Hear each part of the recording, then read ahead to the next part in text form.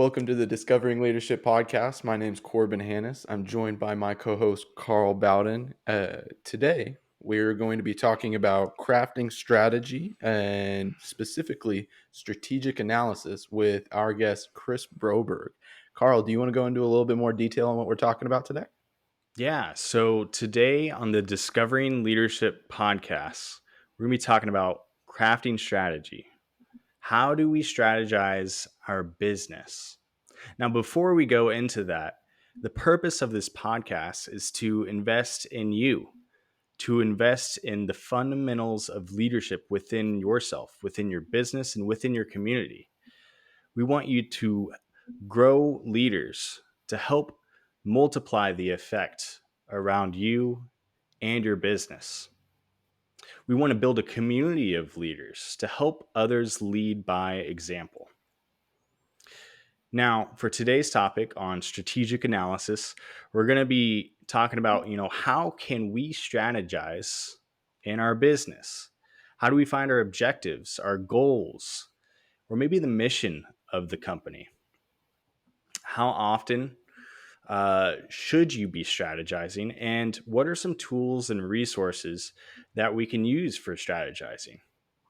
Now, today we are joined by Dr. Chris Broberg, Associate Dean of Graduate Programs and Research with W. Frank Barton School of Business at Wichita State University. Welcome to the podcast, Chris. It's great to be here, Carl. Thanks for having me. Excited to be here with you and Corbin. Thanks. Most Awesome. definitely. So Chris is a fantastic professor. He taught me a lot of great things to know about entrepreneurship and strategy out at WSU, and I really enjoyed the time that I got to learn from him. And I figured he'd be a really, really great addition to our podcast so that he can help push some of that knowledge out to the leadership community that we're trying to build as well. Yeah, and Chris, he had the opportunity to teach myself as well with a global strategic management course, part of my MBA program at Wichita State. Chris, I was wondering if you could just tell us a little bit more about yourself and what you're currently doing at Wichita State, and maybe some of your past experiences as it relates to strategy. Yeah, terrific. Well, I'll start with when I was getting my MBA. I went to the University of Arizona, and at the time, and I think, and still today, they are one of the leaders in entrepreneurship education. And I really focused on entrepreneurship related experiences in my MBA.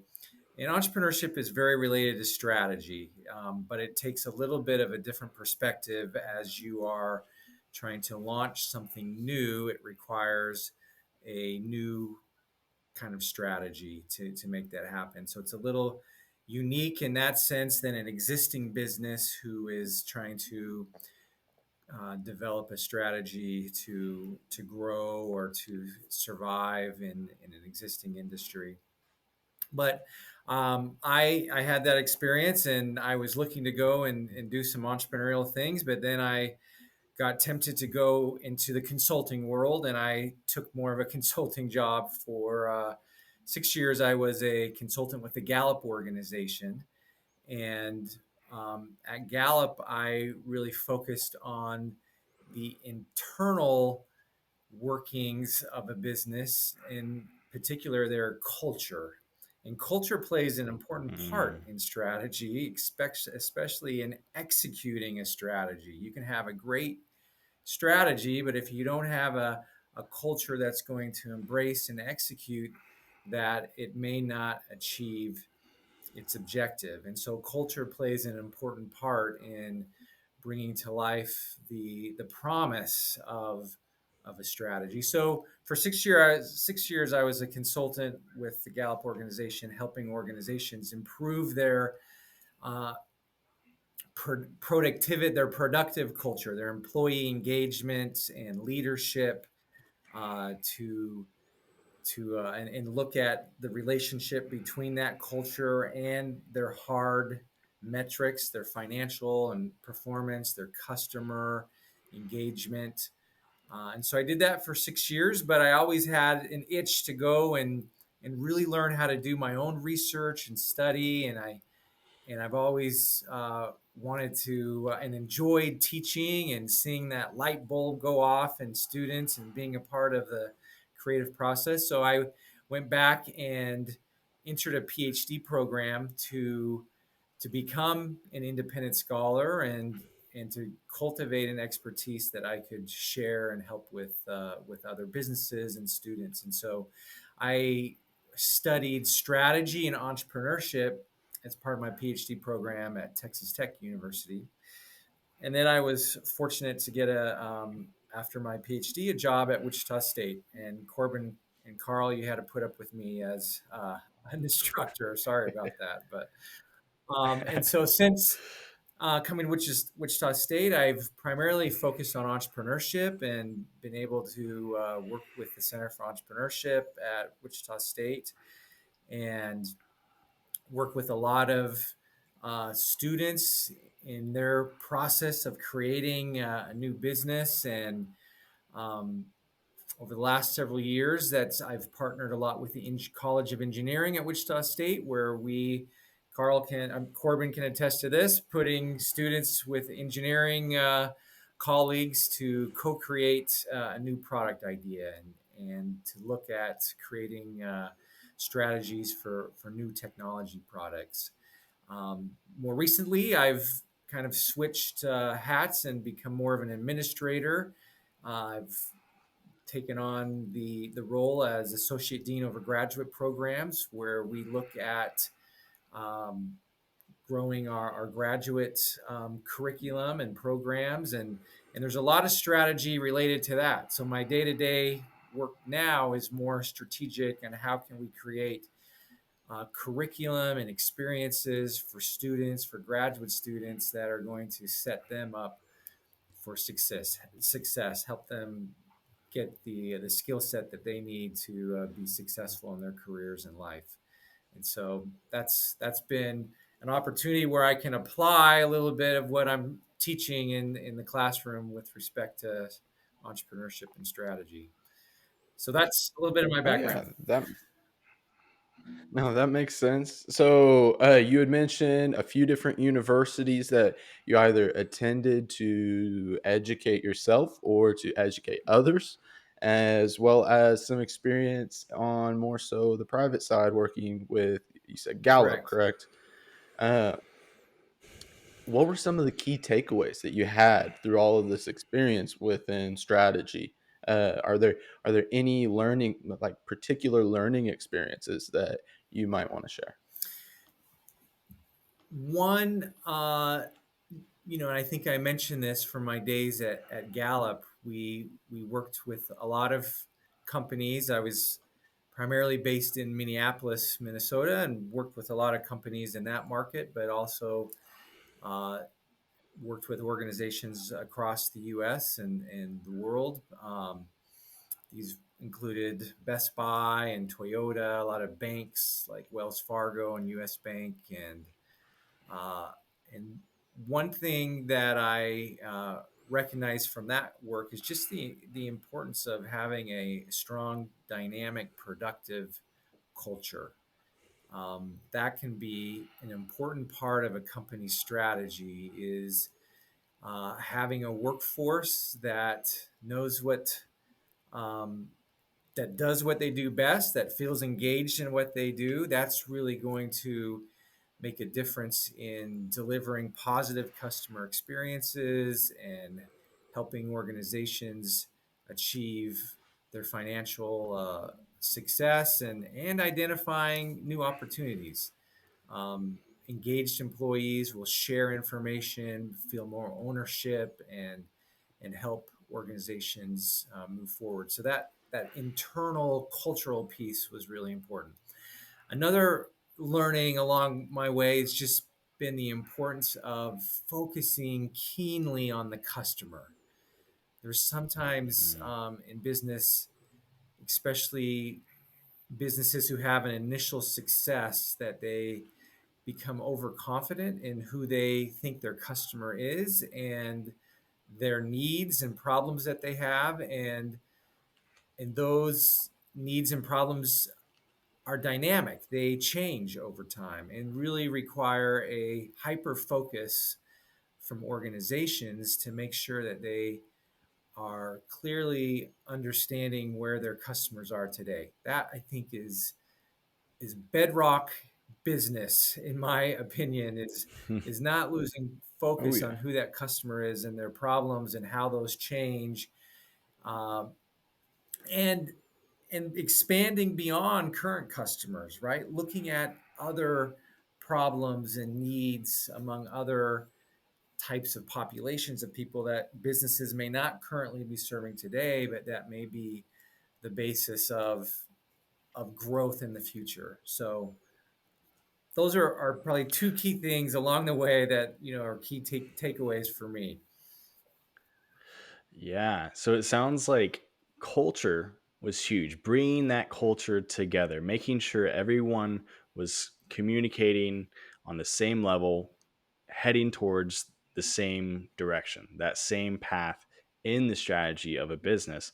And then also, focusing on the customer, understanding who they are working with so they can effectively grow the company. So, Chris, I wanted to ask, what's the process of building a very tight knit culture, or the process of identifying that customer, that perfect ideal client? Yeah, so I think it uh, in part begins with the the top management team, the founders, the managers of an organization, who are tasked with identifying a culture, creating a strategy to really have a vision, one of who they think they want to be, right? And embedded in that is whose problems they are wanting to solve. And so, what is that inspiring kind of vision for the future that will inspire you every day? Who are you trying to really help? And related to that is, what is your mission?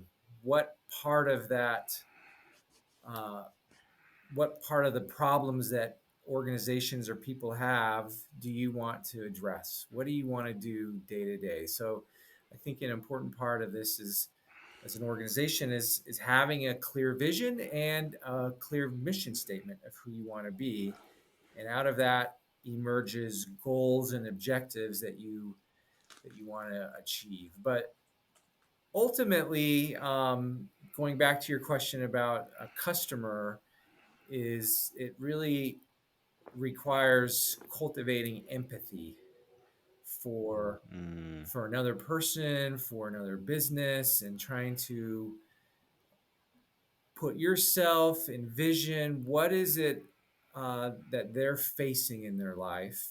What are they trying to achieve? What are the headaches that they have? What's limiting their growth?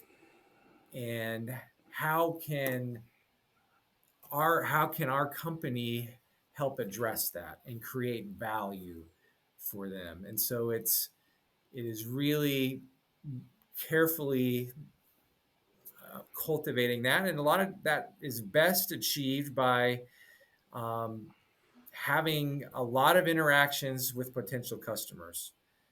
And so you both know from experiences in working with me the importance of customer interviews, right? And going out and getting a firsthand knowledge of what is other companies and individuals facing in their life, and what is that feedback. That is, I think, critical in a strategic process, in developing a culture that is serving customers. You need to have those insights and intelligence within your business, and you can only sometimes go and get that for yourself. I really advocate not outsourcing this to somebody else, because you're going to miss key insights that you would get by doing this on your own. And a lot of times, this is very much strategy in my view is a creative process. It's where you can be innovative,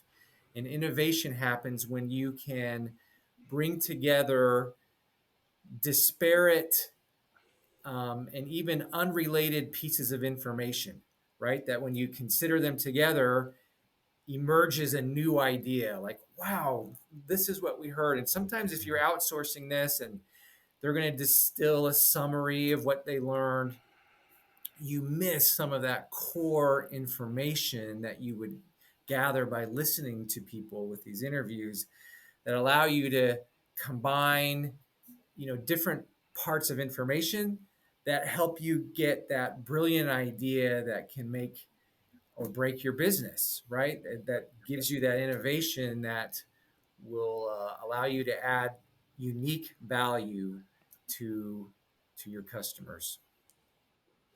Yeah. So I mean, it sounds like with this process, it all starts with a question. You're asking a lot of different questions. What is the problem? What's the problem we need to solve? What's the vision? The mission of the organization? I really liked what you said about empathy though, because sometimes we think we know what we want, or we think we know what the customer wants, but if we don't actually go on their level to understand their perspective, their needs, their problems, then it's really hard to make that sale or to get our business to grow. We have to understand them not only on the business side, but the individual as well. Now, you had mentioned that doing this internally really helps build that culture and just helps grow and more solidify that strategy. Now, is there a time to work, just internally for strategy, or is there a time when you need to have an outside consultant or coach externally, outsourcing it, like you had mentioned, to come in and help facilitate some of that? Yeah. So the question is whether, when do you focus internally to do this work, or when is it appropriate to bring an outside expert in to help you with this process?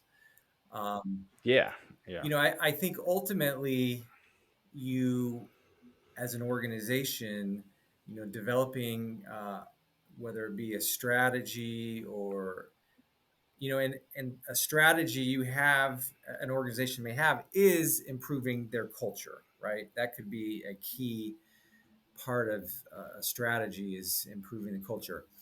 I think a lot of the work is internal. That's where ultimately you have to do the work, and whether to bring in an outside expert to help you will, I think, depend on you know analyzing the resources you have within your organization. Do you have the knowledge, experience, skill to do this internally? uh, the value of bringing someone in from the outside is they have a different perspective. They have mm, experience or knowledge about a wider spectrum of companies and industries, and so they can bring in best practices and identify things that the internal company may not have identified. Certainly, internally, companies can benchmark and should benchmark and do their internal analysis, but an external consultant or expert can help validate. Number one, can be a validating source of that they're approaching and getting the information that's the most valuable. It can help widen the perspective and the amount of knowledge and information that comes in as well, that could be helpful in that process. And so part of the decision mm, of whether to go it alone or bring in an outside expert is going to depend on your confidence of what you know as an organization. Um, but I think there's a lot of value of bringing in some outside experts to, like I said, validate your own internal information and often give you a different perspective, a different expertise.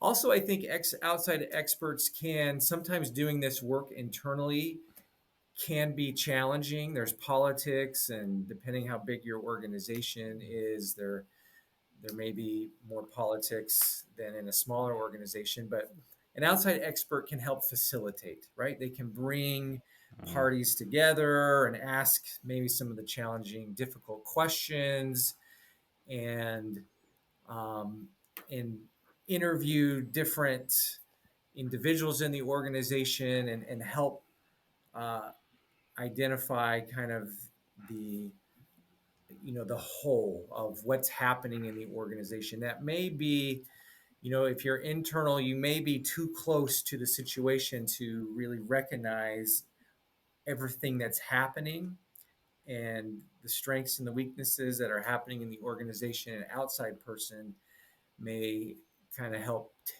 you have a broader vision, help you avoid that myopic kind of viewpoint and see things a little broader. Mm.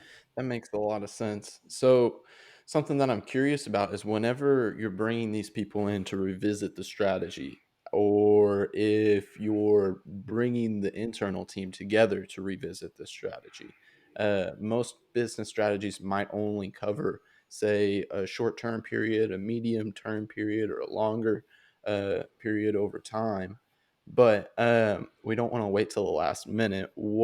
How often do we need to revisit strategy, and what are some of these or what are some good thresholds or points in time to realize, okay, maybe we need to start looking at revisiting the strategy? Well, I think good strategy has with it certain goals and objectives that the organization is aiming to achieve.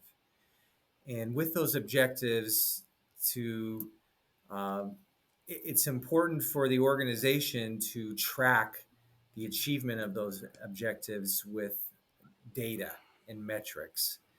And and so tracking the data and performance in many ways is going to tell the organization, the business, if they are achieving their goals, if the strategy is working, right?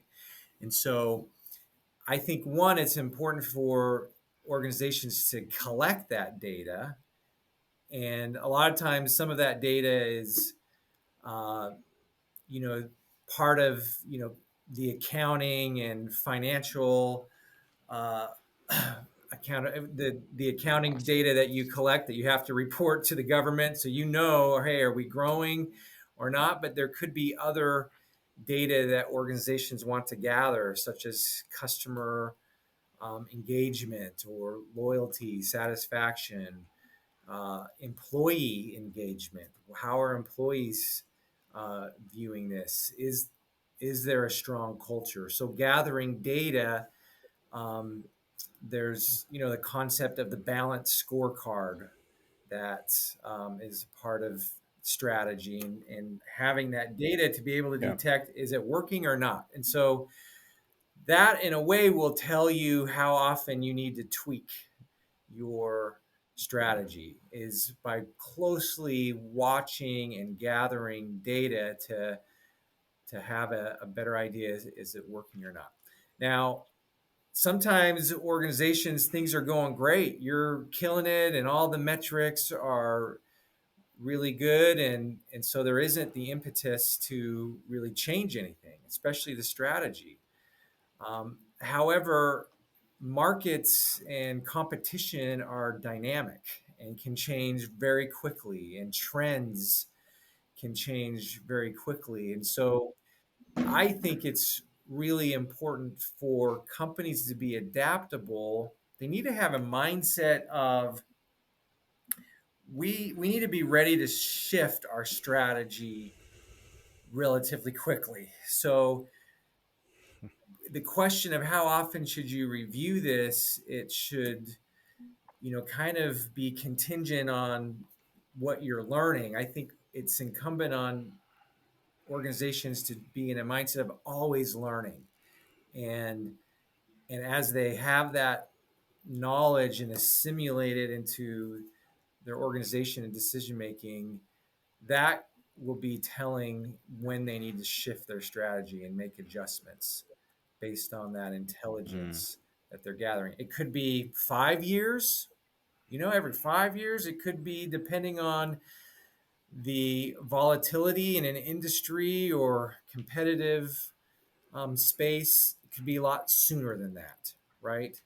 Um, I mhm. don't think it's healthy to say, okay, every 5 years we will adjust and look at our strategy. I think it's healthy for organizations to make this an ongoing review, reviewing their strategy, continually collecting data and analyzing that to determine if tweaks or big adjustments need to be made to their strategy. That's awesome. We first need to look at the data, the metrics. What story is it telling us? And what are we learning from that story? So, as you're saying, Chris, we need to constantly review our strategy. It's an ongoing process. We have to continually learn in business in order to grow.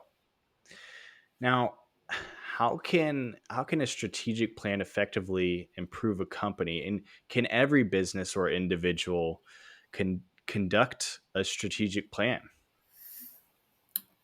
Well, one, there's the I remember reading an article when I was getting my PhD, that posed the question that, do you even need a strategy? Is strategy that important? Because sometimes a strategy will lock you in to a um, particular decisions and routines and how you do your business, and that can make you overly rigid to be able to adapt to shifts in um, an industry and um, in customer preferences. And so they ask the question, do you need a strategy?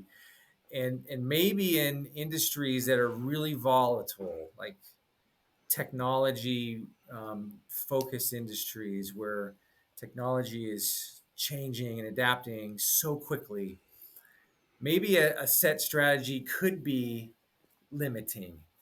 But I think the value of a strategy is it's if done correctly and the organization is brought into the process and they own the strategy and the direction that the company is going, it becomes a mechanism by which uh, the organization can be productive. They know what they're supposed to do.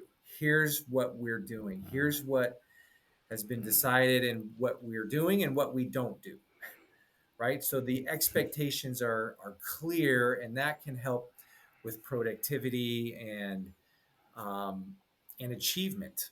Right. When employees know, hey, when they show up to work each day, they know what they're supposed to do. There's not a question, and a strategy can help define that, and it can really point organizations in a direction that can be, where they've identified there's an opportunity and potential, and so it can provide that clarity. And so I think there's a lot of value in going through a strategic planning process for those reasons. It just, I think, needs to be reviewed and adjusted, as needed, sometimes regularly. And you talked about, should everyone do a strategy? I think there, as you have organizations that may have multiple levels, I think you need a company strategy, but different business units, maybe different teams need their own strategy. Individuals, as they understand that, could have their own kind of goals and strategy that fit within that overarching strategy under which they fall. I think that's good, again, to get that focus and understanding, clarity of what it is we're doing, what has been identified as the success, the pathway that's going to lead to our success. Wow. That Yeah. makes a lot of sense. Um, so Chris, as we wrap up, is there anything that you'd like to share with our podcast audience? I think just the importance in this process uh, of creativity and innovation, right? To survive in business today, you need to differentiate yourself. You need to come up with ideas. Your strategy shouldn't be a copy of uh, someone else. It needs to be uniquely yours. Your organization has unique resources, knowledge, and talent of employees that could, you know, um, lead to a unique strategy. So it is really looking at, um, we didn't talk about this in depth, but a good strategic process is looking externally at competitors and industry and internally. What are your strengths and weaknesses? What are the resources that are really valuable and hard to copy? Uh, and how can you leverage those to be successful? But in that process as well, there needs to be a mindset and focus of we need to do something different. We need to leverage what's unique about us to take a unique approach, and that's really important, I think, to long term survival. And the other thing is, an important part of leadership is knowing when to change. When things are going Mm. really well in an organization, it's hard to change. Nobody wants to change, and change is hard, right? But leadership is vital in this to say, even when we don't have to adapt and change, when things are going good, it's likely this trajectory of our business and growth and performance is not going to last forever. So strategic leader has to intervene even when times are good and say we have to make decisions, and sometimes those adaptations are uncomfortable for people because it means they have to do things differently. Maybe they have Mm. to shift their routines and norms. And so you really need a leader with a vision to say, here's why we're doing this. And even when things are good, we need to make these these choices that are hard for some people so that we can sustain long-term success and growth. So that would just be a few other things to consider as we're on this topic. Wow. Thank you so much, Chris. This has been huge. I really liked what you said about we need to differentiate ourselves. Be our most authentic self, not only individually, but within our business as well. Leaders have to know when to change. We have to spark that change in others. So, through leadership, through focusing and serving others to help them to become their most authentic selves, that's where the change can happen. That's a huge piece of advice for our audience. And Chris, we thank you so much for being here. We really appreciate you. Hey, it's been a pleasure. I really appreciate the invitation, and it's been a great time. Good to see both of you again. All right. Thanks, Chris. It's great to see you as well, Chris. So, Carl, do you want to tell everybody in the audience about our next episodes? Yeah, so our next episode is going to continue the crafting strategy series, and we're going to be focusing on reflection and recycling of our strategic plan. Now, remember, you can catch all our episodes every other Tuesday, either on Spotify, Google, or Apple Podcasts. And don't forget to check out Enturian.com. That's Enturian.com. You can also take a look at exemplifyleadership.com. Both Carl and I are posting all over all of our social media accounts with updates for the podcast.